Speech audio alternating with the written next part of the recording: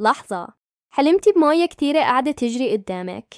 حسيتي بشعور غريب وما عرفتي هو خير ولا شر. كتير يتكرر هالحلم وله معاني قوية. ممكن يكون باب رزق وخير انفتح لك، أو جرس إنذار لشي بنفسك لازم تنتبهين له. خليكي معاي وراح نعرف الفرق سوا ونفك شفرة هالحلم المهم. يا هلا ومرحبا فيكي من جديد بقناتنا رسائل المنام، المكان اللي دايما نحاول فيه نفهم سوا رسائل أحلامنا العميقة.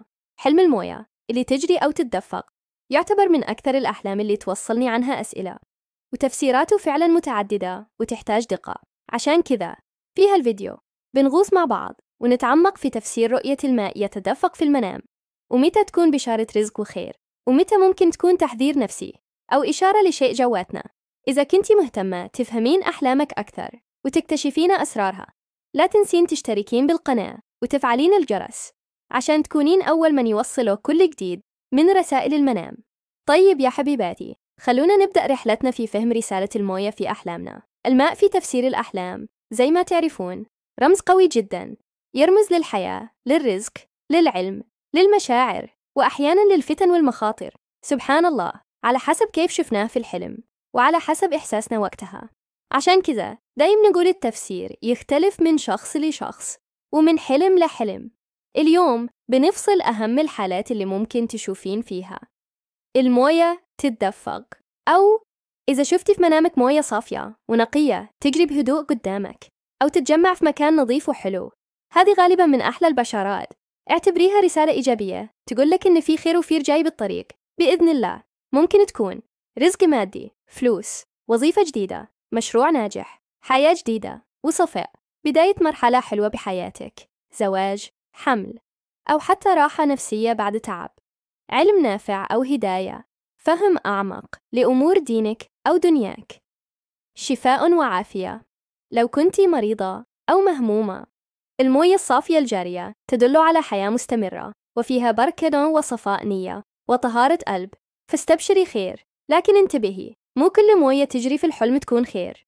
لو شفتي الموية عكرة أو وسخة، هذه ممكن تدل على هموم ومشاكل، أو يمكن مال حرام، الله يكفينا الشر، أو حتى صحبة سيئة تأثر عليك. وقد تكون إشارة لأفكار سلبية أو مشاعر حزن وقلق مسيطرة عليك، تجري بغزارة وتسبب فيضان أو غرق بشكل مخيف. هنا الحلم ممكن يحذر من فتنة كبيرة أو ظلم ممكن يقع عليك أو على ناس حولك، وممكن تكون إشارة لمشاعر قوية وغاضبة قاعدة تغلي جواتك وما قدرتي تسيطرين عليها، أو خوف شديد من المستقبل أو من مواجهة معينة، ماء حار جدا أو أسود. كمان يعتبر تحذير من مشاكل قوية أو عذاب نفسي. في هذه الحالات الحلم كأنه يقول لك وقفي، راجعي نفسك، في شي غلط لازم تنتبهين له وتعالجينه. طيب، علماء التفسير الكبار زي الإمام ابن سيرين وغيره تكلموا كتير عن رمزية الماء. مثلا كتير ربطوا الماء الصافي بالحياة الطيبة والعلم والدين، والماء العكر بالهم والغم والفتنة. لكن دايم نأكد إن التفسير الدقيق يعتمد على تفاصيل الحلم وحالتك انتي. مكان الماء، هل هو في البيت، في الشارع، في الصحراء؟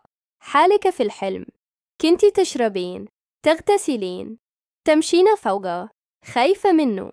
شعورك وقت الحلم هذا أهم مفتاح. هل حسيتي براحة وطمأنينة ولا بخوف وقلق؟ كل هذه التفاصيل تغير المعنى تماماً. لذلك مهم تسجلين حلمك بتفاصيله ومشاعرك أول ما تصحين زي ما تعلمنا في فيديوهات سابقة. ومن زاوية ثانية، في علم النفس والروحانيات، الماء دايم يرمز لعالم اللاواعي، لمشاعرنا العميقة اللي يمكن ما نكون واعين لها. تدفق الماء في الحلم ممكن يعكس تدفق طاقتك الحيوية والعاطفية. هل هي متوازنة وسلسة، ماء صافي هادئ، أو مضطربة ومكبوتة وتحتاج تنفيس، ماء عكر أو فيضان؟ حالتك الروحية، هل أنت في مرحلة صفاء وقرب من الله، ماء نقي، أو تعانين من تشتت وشكوك، ماء غير صافي؟ الحلم هنا يعطيك فرصة تشوفين انعكاسا لحالتك الداخلية وتشتغلين عليها. في النهاية يا غالية، رؤية الموية اللي تجري في الحلم بحر واسع من المعاني والدلالات. ممكن تكون رسالة أمل ورزق وخير جاي، وممكن تكون تنبيه لطيف عشان تراجعين نفسك وتشوفين إيش اللي يحتاج تعديل في حياتك أو في مشاعرك. أهم شيء لا تفسرين الحلم بمعزل عن واقعك، وعن إحساسك الصادق. إيش رأيك؟ هل سبق وحلمتي بالموية تجري؟ وكيف كان شعورك وقتها؟ شاركينا في التعليقات تحت تجربتك أو أي سؤال عندك، وإن شاء الله نقدر نفيد بعض. ولا تنسين تتابعين رسائل المنام عشان نستكشف سوا المزيد من أسرار النفس وعالم الأحلام.